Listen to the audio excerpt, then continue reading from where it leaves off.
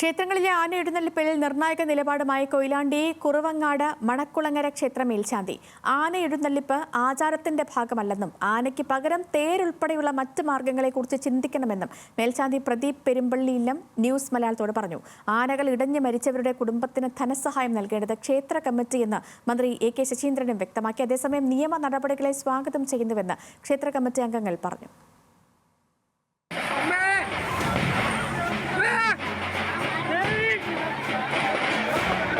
ആന ആചരണത്തിൻ്റെ ഭാഗമാണോ അതല്ല, ഏത് പുസ്തകത്തിലാണ് അത് പറഞ്ഞത് എന്നുള്ളതാണ് മനസ്സിലാവാത്തത്.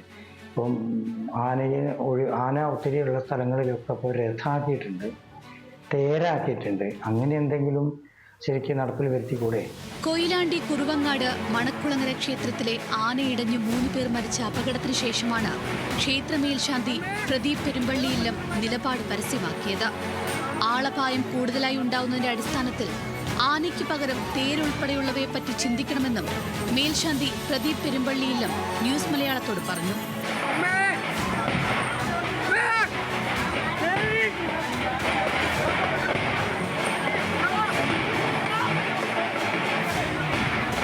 അപകടമുണ്ടായ ക്ഷേത്രവും മരിച്ച ആളുകളുടെ വീടും വനം മന്ത്രി എ കെ ശശീന്ദ്രൻ സന്ദർശിച്ചു. നാട്ടാന പരിപാലന ചട്ടത്തിൽ വീഴ്ച സംഭവിച്ചുവെന്നും നിയമം ലംഘിച്ചവർക്കെതിരെ സർക്കാർ നടപടികൾ സ്വീകരിക്കുമെന്നും മന്ത്രി വ്യക്തമാക്കി.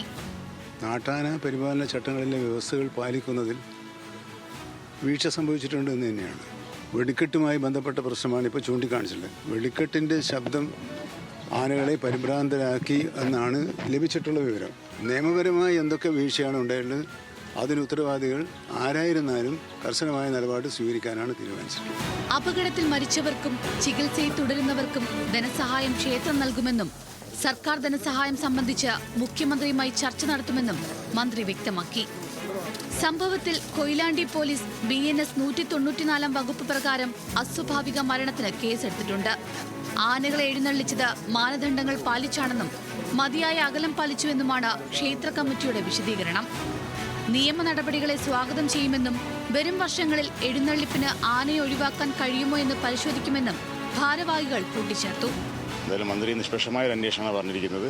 ആരെയും കുറ്റപ്പെടുത്തുന്നില്ല. ഇത് നമ്മുടെ ഉത്സവമായതിനെ കൊണ്ട് പല കാര്യങ്ങളുണ്ടാവാം, അശ്രദ്ധയിൽപ്പെട്ടിട്ടുണ്ടാവാം. അത് അന്വേഷണത്തിൽ കൂടി അറിയുള്ളൂ എന്നാണ് മന്ത്രി പറഞ്ഞിരിക്കുന്നത്. അതോട് എന്തായാലും ഞാൻ സഹകരിക്കുന്നുണ്ട്. ഭൂരിപക്ഷ അഭിപ്രായ പ്രകാരം ആന വേണമെന്നും, കാരണം ഇത് പരമ്പരാഗതമായിട്ട് തുടർന്ന് വരുന്നതാണല്ലോ, അതുകൊണ്ട് ആന വേണം എന്നുള്ളൊരു ചർച്ച ഭൂരിപക്ഷം വന്നു. അതുകൊണ്ടാണ് ആനയെ കുറച്ചത്. ആന ഒഴിവാക്കുന്നതിലേക്ക് നമുക്ക് വലിയൊരു ചർച്ച, പൊതുജനങ്ങളെ ആദ്യം നമ്മൾ ബോധവൽക്കരിക്കണമല്ലോ. അല്ലാതെ വിശ്വാസികളെ ബോധവൽക്കരിക്കാതെ നമുക്ക് ഒന്നും നടത്താൻ കഴിയില്ലല്ലോ. അപ്പോൾ ആ രീതിയിലേക്ക് കൂടി നമ്മൾ ചിന്തിക്കേണ്ടതായിട്ടുണ്ട്.